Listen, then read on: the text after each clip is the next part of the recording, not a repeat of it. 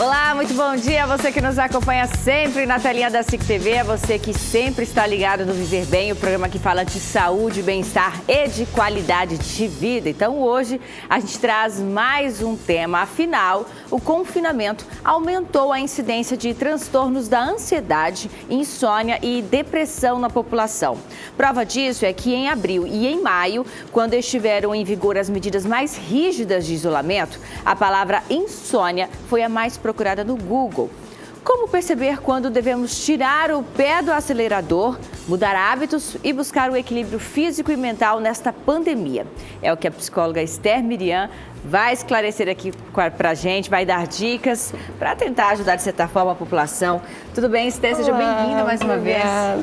Afinal, a gente tem aí a pandemia, os transtornos, não é somente a saúde física que adoece neste momento, a saúde mental também, né? Exato. Na verdade, saúde física e mental estão estritamente relacionadas, não tem como separar uma coisa da outra, né? Por isso que é importante a gente entender também como que isso tudo está relacionado para que a gente saiba lidar e administrar essas situações. Se a gente for pensar num conceito de ansiedade na psicologia, como definir a ansiedade? No senso comum, a gente tem muito essa ideia de que estar ansioso é querer muito que alguma coisa chegue logo, que é o ficar querendo muito que alguma coisa aconteça. E sim, até certo ponto isso está incluído na ansiedade, mas é algo que vai muito além. Dentro de um conceito psicológico, a gente poderia dizer que a ansiedade é uma reação emocional frente a situações de ameaça. Mas como assim? Vamos pensar que todas as nossas emoções, elas têm uma finalidade, elas são mecanismos de regulação do organismo. Assim como a raiva, a tristeza, todas elas têm um porquê de existir. A ansiedade estaria muito relacionada ao medo, que é o quê? Uma questão de segurança. Se eu vejo que algo pode me fazer mal, se algo ameaça o meu bem-estar de alguma forma, eu preciso me preocupar com aquilo. Então é aí que surge a ansiedade, é este medo frente a situações que ainda vão acontecer, está muito relacionado ao futuro, coisas que ainda não aconteceram. Então, em certas ocasiões, essa ansiedade ela é esperada e normal, vamos dizer assim, como antes de uma prova importante, antes de uma apresentação, ou quando estou passando por algum problema e quero saber a resposta. Então, essa ansiedade, essa expectativa, ela é esperada e ok até certo ponto. O problema seria muito quando isso se torna uma coisa muito intensa e essas reações comportamentais e físicas da ansiedade, elas começam a atrapalhar o meu funcionamento. Eu começo a deixar de me concentrar, a ter reações físicas muito desagradáveis, eu não consigo agir de um modo adaptativo, de um modo saudável. E aí que já entra a ansiedade patológica e existem os transtornos de ansiedade. Não é somente um transtorno de ansiedade, existem vários. E aí, dependendo da situação, do contexto, é importante ter essa avaliação para que seja realmente oferecido cuidado. Basicamente, a gente tem que levar em consideração quando isso começa a atrapalhar a minha qualidade de vida. Exatamente. Quando eu começo numa frequência, numa intensidade que já é desproporcional à situação, né? Digamos que eu tenho uma apresentação e eu posso ficar nervosa. Mas se esse nervosismo começa a tomar conta de mim de forma que eu não consiga ter essa apresentação, aí já é uma coisa realmente que eu preciso avaliar. Ociosidade e ansiedade caminham juntas? De certa forma, sim. É uma coisa que eu sempre costumo falar, a ociosidade leva à ansiedade. Por quê? Um dos sintomas da ansiedade é um pensamento compulsivo, é um pensamento obsessivo, é um pensamento assim que está sempre ruminando, eu começo a pensar nas coisas que podem acontecer. E se acontecer isso, se acontecer aquilo, se não der certo, mas olha isso, e tem aquilo. E aí esses pensamentos vão se encadeando e começa a virar uma coisa gigante, os pensamentos catastróficos. E uma chance para esses pensamentos surgirem justamente quando eu estou sem fazer nada, porque a mente procura funcionar e é quando eu presto atenção nesses pensamentos, porque geralmente eu estou sempre ocupada com uma coisa ou outra e aí esses pensamentos que a gente chama de pensamentos automáticos, eles estão simplesmente passando. Então, se eu estou sem fazer nada, eu começo, eu estou pensando isso, estou pensando aquilo. Tanto que é muito comum, na hora de dormir, as pessoas terem, né, esses pensamentos que levam à insônia até, porque eu estou simplesmente ali, existindo e em contato com o que está acontecendo na minha mente, né? Então, é muito comum a ociosidade levar à ansiedade, porque a gente não tem esse hábito de se conhecer, de se perceber, entender o que está sentindo, o que está pensando, e isso causa um incômodo. como eu vou perceber? Como que a ansiedade, ela se manifesta? Nós temos as alterações comportamentais, as alterações cognitivas e emocionais também. Eu tenho sintomas físicos que são muito intensos, são os mais fáceis de perceber, digamos assim. O coração acelerado, muitas vezes a hiperventilação, eu começo a respirar ofegante, eu posso estar me sentindo tensa e aí vem a dor muscular, dor de cabeça, eu posso ter desarranjos estomacais, azia, enfim, uma série de alterações físicas devido a essa ansiedade, que é para me proteger, para eu estar em estado de alerta e que alguma coisa vai acontecer, então meu corpo fica preparado para isso. E eu posso ter também as alterações cognitivas. Eu tenho uma falta de concentração, porque eu não consigo estar ali presente, eu estou sempre pensando naquilo que vai me causar um problema. Então eu fico com falta de concentração e, consequentemente, a minha memória também não funciona, porque se eu não presto atenção, não tem como eu evocar aquela informação depois. Eu começo a ter muitos pensamentos, eu fico com o pensamento acelerado, eu tenho o que a gente chama de agitação psicomotora, que dá aquela agitação e eu tenho vontade de estar fazendo alguma coisa, eu não sei necessariamente o quê, As alterações também de emocionais, eu fico com uma apreensão, uma sensação de medo, uma sensação de impotência, às vezes a vontade de chorar. Tudo isso são formas que a ansiedade pode se manifestar no nosso corpo. E aí pode estar relacionado também a muita situação externa, o que está desencadeando essa situação. E aí se eu consigo perceber, essas manifestações também podem ser diferentes. Eu posso ter um comportamento que a gente chama de luta-fuga. Ou eu vou tentar fugir, me esquivar daquela situação que me causa desconforto, ou eu posso tentar lidar com ela a qualquer custo, que na verdade não é saudável, porque acaba me desgastando ainda mais. E como diferenciar a ansiedade normal de toda pessoa? Afinal, todo mundo tem um pouquinho de ansiedade, da ansiedade de um transtorno, Esther. Perguntei no bloco anterior, responda pra gente, por favor. Então, estes sintomas, como eu falei, da ansiedade, tanto sintomas físicos, comportamentais, emocionais, eles vão aparecer em todo mundo em um contexto ou outro, desde que aquela situação demande aquela reação, como eu coloquei, em exames, apresentações, situações de grande estresse, onde eu tenho que estar em alerta, que eu tenho que, de fato, me preparar para alguma coisa. Então, não é necessariamente ter estes sintomas em um momento ou outro, ou ter uma crise de ansiedade, que isso me faça ter um transtorno de ansiedade. Crise de ansiedade todo mundo pode ter em um momento ou outro e não necessariamente ser algo patológico. A patologia, os transtornos de ansiedade se caracterizam pela intensidade e pela frequência desses sintomas. Se eu começo a ter crises repetidas de ansiedade diante de um determinado contexto e eu não consigo mais lidar com aquele contexto, ou qualquer coisa começa a me sobrecarregar demais, coisas simples no meu dia, como escolher uma roupa para sair, ou como falar com alguém, coisas banais começam a serem um fardo e aí nós já temos alguns transtornos, né, dependendo da quantidade e do tempo que esses sintomas estão apresentando. Então nós temos diversos transtornos de ansiedade, temos a ansiedade generalizada, temos as fobias específicas, as fobias sociais, e tudo isso vai estar voltado diante do contexto. Né? Por exemplo, fobia social é muito mais esse medo dessa relação social, a questão do transtorno do pânico. São crises intensas de ansiedade, assim, onde os sintomas são extremamente elevados, que a pessoa acha que vai morrer, que vai ter um ataque cardíaco.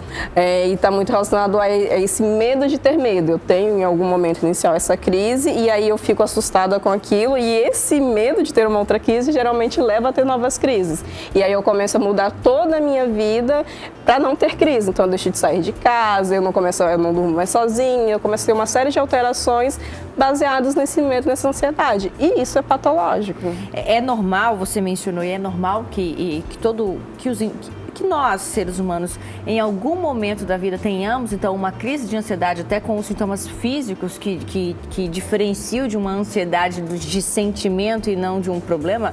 Pode Sim. ocorrer com qualquer pessoa a qualquer momento e mesmo assim não ser um transtorno? Sim, é possível. Como a gente fala, de ter episódios de ansiedade. E aí esses sintomas que acontecem, eles podem estar intensos de um momento. E eu posso nunca mais ter isso. E ok, foi uma situação disfuncional, foi uma situação que foi mais difícil para eu lidar naquele momento. E ok. O problema seria se eu tiver aquilo e daqui a 2 semanas eu tiver de novo. E aí depois no mês seguinte eu vou ter praticamente um a cada dia. E aí é uma situação que realmente deve ter uma atenção. Mas todos estamos sujeitos, né? Ansiedade, depressão, essas alterações emocionais, nós temos emoções, então essas alterações emocionais também podem ocorrer com qualquer um. E quais os gatilhos, Esther, negativos que a gente percebe no nosso cotidiano que dão essa sensação de que a gente não está bem, a gente não está legal? O que pode ser um gatilho negativo? A gente lida com as coisas da forma como a gente entende. Então, determinadas situações que eu entendo como ameaçadoras ou como não agradáveis podem desencadear esse mal-estar. E aí vai ser algo muito subjetivo. Cada um pode ter essa interpretação, ter essa forma disfuncional de lidar com alguma coisa. Mas, de um modo geral, vamos pensar nesse contexto que nós estamos vivendo.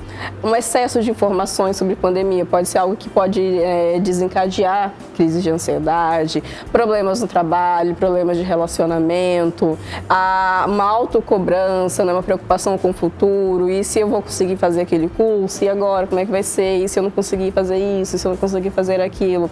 Geralmente são esses pensamentos, são esses questionamentos do que pode acontecer que vão desencadear alguma situação de ansiedade funcional, né, algo adaptativo ou não, ou patológico. Mas geralmente é muito essa expectativa que nós criamos a respeito de algo. E aí dentro da pandemia é algo bastante comum, né? Sim. Incertezas de pessoas que se preparam para concursos públicos, os estudantes universitários, as incertezas econômicas. Ali a gente tem vários gatilhos dentro desse momento. Exatamente. Então, né? E a internet e quarentena, essa relação, qual que é o lado bom dessa relação internet e quarentena? Que bom que existe internet nesse momento, porque senão seria realmente muito mais complicado, porque o isolamento é social dessa distância física, mas nós podemos ter esse contato virtual. Nós podemos conversar pelas videochamadas, nós podemos, de certa forma, manter os nossos trabalhos, né? Podemos continuar estudando de uma maneira ou outra. Então, a internet ela é muito benéfica nesse sentido, de ser uma estratégia, uma ferramenta a nosso favor, né? Então, nós podemos nos informar também a respeito tanto da situação geral, ou de coisas que sejam próprias a nossa, que podem ser benéficas ao nosso contexto. Enfim, é algo que é muito agradável e que pode ser benéfico, que pode ser favorável, mas aí a gente tem que ter um cuidado da forma como a gente vai utilizar tudo isso. Vários talentos, né? Estão surgindo, inclusive, nesse período de quarentena. A gente tem visto aí várias pessoas mostrando os seus talentos, criando na internet, compartilhando esse tipo de conteúdo. Sim, as pessoas estão se redescobrindo, né? Esse foi um momento que, no primeiro momento, a gente ficou, opa, e agora? O que é que eu faço, né? Deu aqui, todo mundo ficou meio perdido.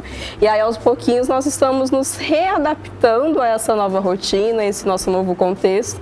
E nisso também estamos nos readaptando a nós mesmos. Nós estamos nos redescobrindo, nós estamos descobrindo talentos que nós não sabíamos, estamos redescobrindo hábitos que eram favoráveis e agradáveis a nós, né? Então tem sido um momento que tem ajudado de certa forma, né? Se a gente conseguir avaliar esses aspectos positivos, é algo que realmente é uma coisa que a gente não teria talvez em nenhum outro momento, se a gente não fosse obrigado a parar e e agora? Sou eu, e aí? Na relação entre internet e quarentena, a gente teve a internet como uma ferramenta benéfica em alguns casos, mas também tem os seus pontos negativos, né, Esther? Sim, de fato. Como a gente conversou, são coisas boas, né? É uma ferramenta que nos ajuda, mas se nós não soubermos utilizá-la, isso pode se tornar um problema.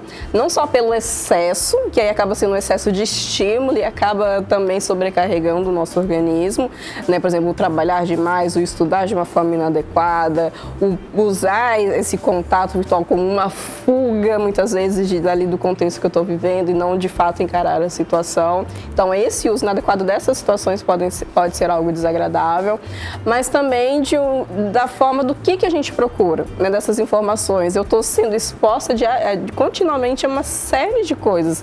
Isso tem sido algo favorável, que tem me feito bem, né? Muitas vezes não, e acaba sendo um outro fator que influencia muito nesses casos de ansiedade, porque eu vou me informar demais sobre aquele determinado assunto que muitas vezes está me fazendo mal, eu começo a ver notícias falsas que acabam desencadeando o medo, o desespero, eu começo a ver que pessoas estão conseguindo lidar com aquilo de uma forma maravilhosa e eu não estou, e aí eu começo a me sentir mal porque todo mundo está dando certo menos eu, só eu estou passando por isso e ninguém mais, né? Então muitas vezes essa forma como a gente entende, como a gente lida com essas informações que nós recebemos, pode ser algo que vai realmente fazer muito mal. Aí até você ponderou a questão de observar que o outro está lidando com aquilo de forma positiva, de forma mais fácil, digamos, e eu não. Aí a gente acaba tendo muito um consumo excessivo de rede social. Quando que eu vou perceber neste tempo, neste período de isolamento social, que este consumo de Instagram, de outras mídias sociais, ele pode, de certa forma, gerar frustrações em mim sobre a vida do outro está perfeita neste período de pandemia, das influenciadoras e a minha não? Porque como que eu vou perceber, como que eu vou medir? Opa, é hora de parar de olhar um pouquinho. Começou a fazer mal? Começou a me gerar um incômodo, um mal-estar? Então, acho que é uma hora de reavaliar o que está acontecendo, né? Porque não é, por exemplo, essas redes sociais não são coisas ruins, são coisas muito boas, justamente de interação, de troca, de inspiração e de mercado mesmo, né? De comércio. Então, ok, isso vai existir, não vai deixar de existir agora. Mas a forma como eu me relaciono com esse conteúdo, com as coisas que eu vejo, precisa ser muito consciente, eu preciso ter um consumo consciente de tudo isso, né? Eu preciso me perceber, me ver diante daquela situação e ver como que isso está chegando até mim. Por exemplo, quando eu vejo a vida de alguém perfeita, que a gente sabe que nem sempre é perfeita, né? A gente só posta as coisas que a gente considera agradável e que vai ser bacana, porque é até uma forma de fuga dessa realidade também, né? Então, eu tenho que ter isso em mente. Mas se eu vejo, a vida perfeita de fulano, consumindo tudo isso, fazendo aquilo e tal, e aí eu fico, que legal, bacana, né? Talvez um dia eu também consiga, eu vou me inspirar de alguma forma benéfica, tudo bem, mas se aquilo começa a me gerar um mal-estar de caramba, por que eu não consigo? Olha só como a vida dele é boa e a minha não, olha só como ela está fazendo, ela conseguiu comprar aquilo, eu nunca vou conseguir comprar aquilo, e sabe, percebe a diferença? Então, eu tenho que ser uma relação benéfica, saudável. Como é que eu vou perceber isso? Senão não está me gerando mal-estar. Se está começando a me dar aquele desconforto, aquela angústia, é hora de se afastar realmente um pouquinho e rever, para que você possa voltar a ter essa relação de uma maneira saudável que vai te agregar. A ideia é essa, que vai somar com você, que vai fazer você crescer de alguma maneira. A mídia em geral, ela também é uma causadora de ansiedade, Esther? Sim, justamente por essas informações, né? A ansiedade, ela é muito por estímulos. Eu recebo um determinado estímulo que eu interpreto como uma coisa, né, que pode ser uma ameaça de alguma forma, e a partir disso eu vou ter essas reações. Então, na mídia, de uma forma geral, nós estamos expostos a todo momento a diversos estímulos, bons e ruins, e muitas vezes ruins, principalmente nesse contexto que a gente está vivendo, né? São mortes, são crises financeiras, crises políticas, é isso, aquilo, isso tudo vai criando uma sensação de angústia, de caramba, e agora o que a gente vai fazer e como é que essas coisas vão se resolver, e isso pode sim levar ao mal-estar. Por isso que é importante eu separar momentos do meu dia para me informar e buscar sempre fontes confiáveis, fontes que nós sabemos que tem uma procedência, para que eu saiba ter uma relação saudável e adequada com essas informações que eu recebo. É possível manter um equilíbrio entre corpo e mente saudáveis mesmo neste novo tempo? E as atividades físicas, elas podem ajudar o indivíduo a equilibrar as emoções, equilibrar as questões de ansiedade neste período? Sim, eu costumo dizer que a atividade física é um remédio natural, que todo mundo tem acesso de certa forma. Porque o que acontece? Quando a gente está ansioso, é possível perceber que a gente fica mais agitado, né? Fica com aquele negócio de caramba, eu preciso fazer uma coisa, às vezes dá vontade de sair correndo, qualquer coisa assim. E com ansiedade, com a atividade física, eu consigo canalizar essa ansiedade, eu consigo canalizar essa energia que está aqui dentro, né? Essa adrenalina, o cortisol, são coisas que causam todos esses sintomas. Então é muito indicado, tô ansioso, vai correr, vai fazer polichinelo, vai fazer flexão, né? Vai fazer alguma atividade que gaste essa energia, você vai perceber que depois, sabe, conseguir ficar um pouquinho mais tranquila. Então, a atividade física é sim muito recomendada, e não só em situações de crise, mas como uma prática constante, né, e de forma saudável também, porque todo excesso acaba sendo prejudicial. Muito bem, a gente quer agradecer sua participação mais uma vez, viu, Esther? Inclusive deixar o seu perfil do Instagram para quem quiser acompanhar um pouquinho do seu trabalho, né? É Esther Esther Miria. É só entrar lá, tiver alguma dúvida, precisar de alguma orientação, nós estamos disponíveis. gente agradece mais uma vez. A gente agradece também a AC Libras por contribuir hoje com o nosso programa mais uma vez, levando a informação para todos os públicos, né? Desde o início da pandemia, a gente tem se esforçado para praticar a inclusão aqui também no Viver Bem. Agradecer a você de casa que nos acompanha todos os sábados na tela da SIC TV. Então tenha um ótimo final de semana. Próximo final de semana nós estamos com um novo tema, então aguardo vocês, viu? Tchau, gente. Obrigada.